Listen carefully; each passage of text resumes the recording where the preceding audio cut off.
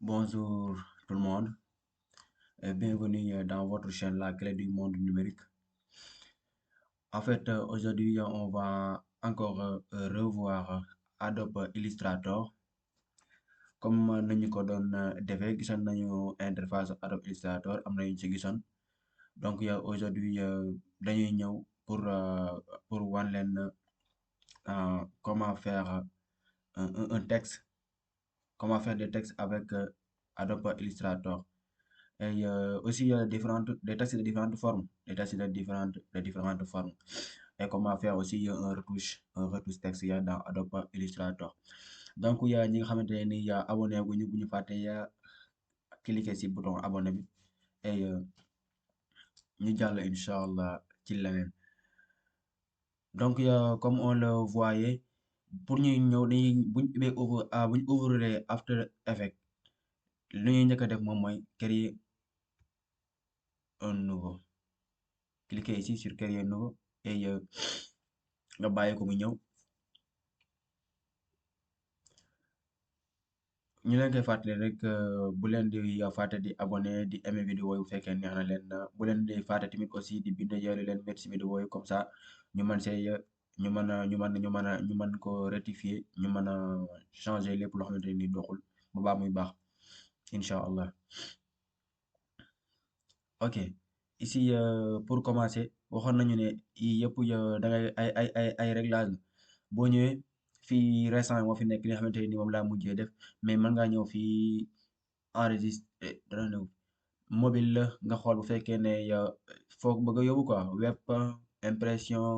film vidéo fépp loo bëgg foog bëgg a yóbbu rek yéen a ma gën a xam te bu fekkee ne nga bëgg imprimante impression lay dugg mën naa xool format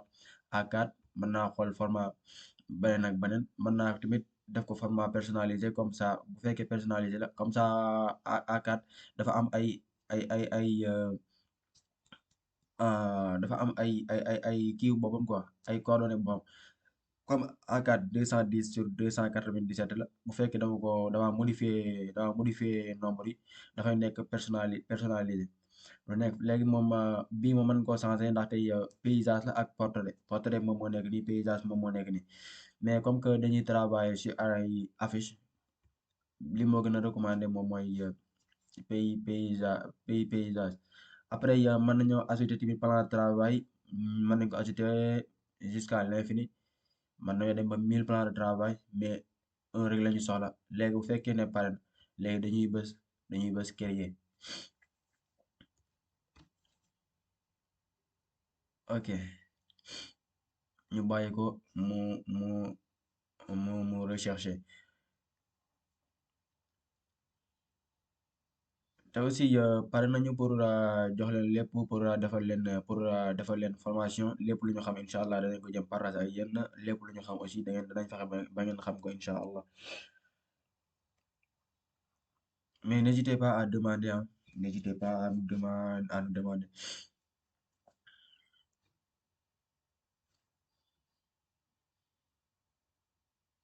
ok des fois dafay xaw yéex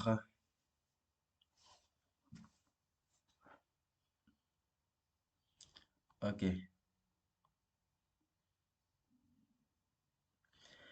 lii mooy interface bi gisoon nañu éléments yi yëpp yaakaar naa gisoon nañu yëpp léegi tey lan moo ñu tax a jóg mooy faire des textes sur Adobe Illustrator prochaine fois dañ leen ñëw ñu wax leen nu ñu utiliser outil plume bi mais cette fois-ci dañ leen wax nu ñu utiliser texte yi outil plume bi moom moo nekk outil bi nga xamante ni moom moo gën a utiliser si Adobe Illustrator daanaka boo duggee Adobe Illustrator ñu si bëri outil plume la ñuy utiliser mais aujourd'hui on va voir l'outil texte. L'outil texte, c'est cet outil qu'on peut faire apparaître seulement en cliquant sur CTRL plus CTRL seulement sur T, pas CTRL. Pour l'utiliser, on doit faire clic médian pour voir les autres. Et on a tous les outils texte ici. On a outil texte captif, outil texte curviligne, outil texte vertical, outil texte captif vertical, outil texte curviligne vertical et outil retouche texte. Outil texte, comme son nom l'indique, outil texte c'est l'outil texte. si on clique sur outil texte seulement et fait un clic sur cet espace, vous voyez, ça va venir, ça va faire un texte directement. Et c'est l'outil texte captif si on veut faire un texte. Bu fekkee dañoo bëgg a def benn texte ci biir carré wala ci biir rectangle wala ci biir benn forme rek dañuy jël outil texte ñu ñëw ñu cliquer ci biir forme bi après moom dana jël kiiwu forme bi dana jël kiiwu forme bi. Outil texte vertical outil texte curviligne moom mooy outil texte yoo xamante ne nii day nekk sous forme courbe comme vous le voyez sur cette trait moom bu fekkee ne da ngay tracé benn trait ba pare nga ñëw après danañ ko gis nga ñëw teg si outil bi après nga cliquer day jël forme boobu noonu bu fekkee ne dafa kii day jël forme courbe bi quoi. Outil texte vertical bu fekkee nga bëgg a tracé texte boo xamante ni dafa taxaw moom ngay utiliser pour écrire ko. Bu fekkee ne outil texte captif vertical la moom tamit noonu lay demee quoi moom benn outil texte captif bu leen ne boo ko defee horizontal lay nekk mais bi bu fekkee da nga koy utiliser que texte captif bi vertical lay nekk. Outil texte curviligne vertical aussi outil texte curviligne mooy ni boo fekkee bi horizontal la bi fekkee bi vertical la bu nekk am na opposé donc bii mooy outil retouche texte bu fekkee da ngaa bëgg bu fekkee da ngaa bind benn texte tey da ngaa bind tey la clé du monde numérique nga bëgg a modifier la bi da ngay ñëw si la bi nga jël outil texte bi kese nga ñëw si L bi nga ñëw jël L bi kese après dañ leen ko wan nga modifier ko donc on va commencer sur l'outil texte c'est seulement ça si on fait clic vous voyez ça commence à écrire à apparaître mais on peut augmenter les points en cliquant ici sur on peut augmenter on dit corps dans notre domaine on l'appelle ça corps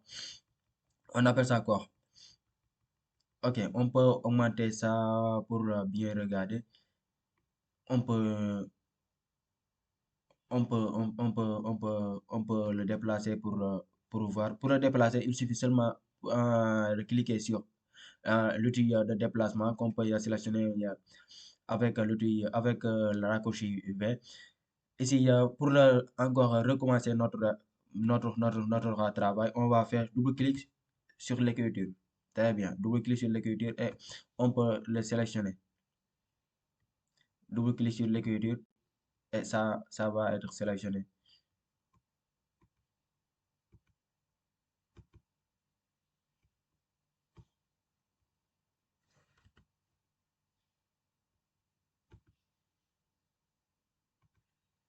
On peut le sélectionner. Et après l'avoir sélectionné, mën nañoo ñëw fii ñu changer police d'écriture bi mën nañoo ñëw fii ñu changer famille d'écriture léegi police bi fii la ñuy dugg nga changer ko mooy tableau bii nii ngeen gis ni si ngay dugg nga changer police yi yaa ngi gis boo changer police yi mën koo jël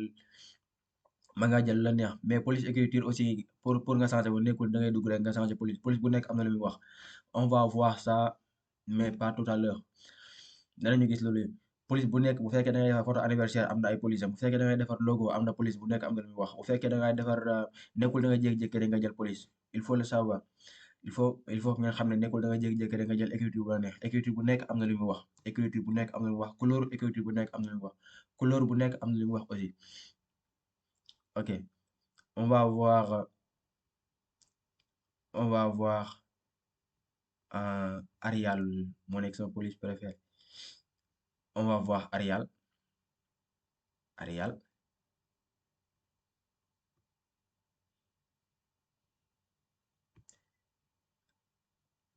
Arial après Arial mën nga ñëw si famille si kii bi si famille am na ami Arial new italique am na new bold italique am na bold black book man Arial black la ëpp lu muy utiliser des fois si ay yenn kii moom day wane lan lay wane moom mooy la simplicité ak lan lay wane waat moom mooy la confiance si pour bu ko gars yi gisee xam ne kii nii li muy def mën na ko li muy def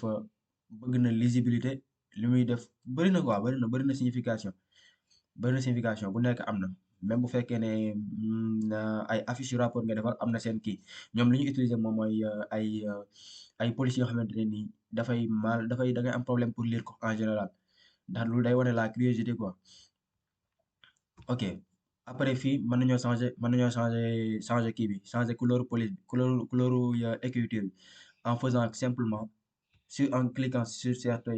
cette flèche et danañu gis yëpp yeneen gis danañu gis yëpp yuñ ko mën a changer ba léegi couleur yi bu ne daa am lu mu wax néewul entreprise dana la defaral ma logo rek nga ñëw defaral ko logo choisir ses couleurs yi bopp bu fekkee ne moom amul couleur ci entreprise am il faut que ngeen choisir ko couleur il faut que ngeen choisir couleur ngeen jàppale ko mais moom aussi dalay wax li mu bëgg dalay wax ngeen waxtaan yéen ñaar avant ngay choisir couleur bi néewul da nga jékki-jékki ne nga choisir ko ay couleur bu fekkee ne tamit dafa am couleur boo xam couleur am ngay utiliser waat bu fekkee ne entreprise bi day couleur dafay ay entreprise bi logo bi bleu blanc la nga ñëw defal ko ay noir ay affaire yu du ko utiliser wala boog kenn du xam dañuy xam ne entreprise bii nii du entreprise su dara ok et ça c'est le texte ça c'est le texte horizontal et double clic maintien clic droit aussi clic droit maintenir la clic droite pour ouvrir les outils et aussi on a outil texte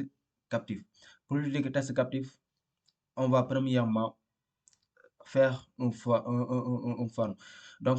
fii nii ça c'est les outils de forme mën ngaa ñëw nga jël rectangle mën nga jël outil ellipse mën nga ñëw nga jël outil étoile mën nga ñëw nga jël lu la neex tey mën nañu jël outil rectangle bu fekkee da ngay tracer outil rectangle bi nii la ngay def da ngay ñëw nga cliquer nga glisser après da nga am rectangle bi fii la ñuy changer contour rectangle bi fii lañ koy changer mën nañu jël contour bi bleu mën nañu jël contour bi comme orange après fii mën nañoo yokk contour bi yéen a ngi gis mais bu fekkee da ngaa jël outil texte bi boo ko defee ba pare yëpp day def day du apparaître quoi yëpp day dem léegi bu fekkee dañu jël outil texte cas vertical la outil texte captif léegi vous voyez ça fait sous forme de cercle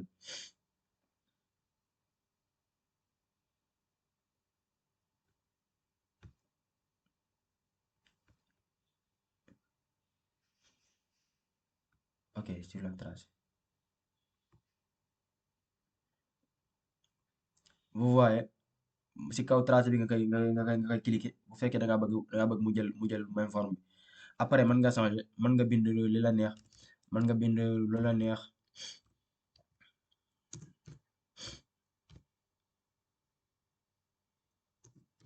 yaa ngi gis du dépasser mukk carré bi bu demee ba lii day jël àll yaa ngi gis après bu fekkee da ngaa bind loo xamante ni day génn affaire bi day def benn flèche benn kii bu rouge bu lay wan ne texte bi dafa jàll yemul fii nii moom moo nekk outil texte captif c'est ça qu'on appelle texte captif après mën nañoo changer couleur yi mën nañoo utiliser outil retouche texte pour le moment mën nañoo utiliser outil retouche texte on va changer la couleur de l'écriture vous voyez et on peut choisir l'outil retouche texte vous voyez l'outil retouche texte son utilité si on clique vous voyez sur L ça va sélectionner seulement la lettre L et on peut faire la modification de cette lettre est-ce que vous voyez on peut faire tout ce qu'on veut avec la lettre L sans que les autres lettres se déforment c'est ça l'outil texte après mën nañu ko déplacer pour nga déplacer ko da ngay ñëw nga cliquer si extrémité bi vous voyez ça c'est l'outil texte l'outil comment on dirait ça encore texte captif après ici on a un texte curviligne moom tamit pour nga def ko da ngay ñëw nga sélectionner beneen outil comme exemple la outil plume dañuy ñëw jël outil plume ñu tracer benn courbe comme genre exemple ñu tracer exemple comme courbe bi après V léegi pour nga utiliser outil bii nii léegi il suffit simplement nga jël kii bi mën nga apparaître texte yi aussi pour sur clic maintien sur votre clavier touche gauche quel texte encore curviligne vous voyez sa forme et si on le met sur bu nga tegee si kaw trait bi nga def clic yaa ngi gis dafay jël forme trait bi moom tamit bu demee ba jeex ba trait bi jeex dafay def benn plus buy wane na test bi jàll na mais trait moom moo yem foofu tey mu ñëw la clé tey mu bindoon tey du monde yaa ngi gis bu ñu bindoon du monde m bi moom dina ñëw mais bu fekkee ne m bi dina ñëw mais du egsi fii nii quoi du egsi fii après li mooy texte court un texte court vous voyez après ban texte waat encore ban texte ya captif vertical comme bii la ka texte bi mooy horizontal beneen bi mooy vertical sens contraire bi outil ya texte ya curviligne verticale et outil texte ya retouche texte ya on l'a vu donc c'était ça pour aujourd'hui et je vous salue la clé du monde numérique vous souhaite une excellente journée merci à tous